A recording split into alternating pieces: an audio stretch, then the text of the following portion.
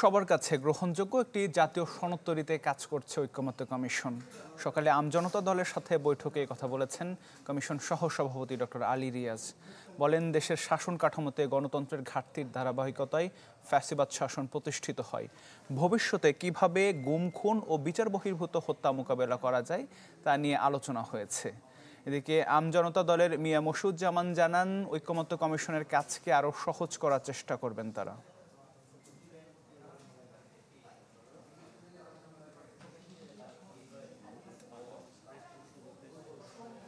ঐকমত্য কমিশনের লক্ষ্য হচ্ছে সকলের সঙ্গে আলোচনা করে এমন একটি জাতীয় সনদ তৈরি করা যা সকলের কাছে গ্রহণযোগ্য হবে, যার ভিত্তিতে ভবিষ্যতের বাংলাদেশের পথরেখা নির্মাণ করা যাবে।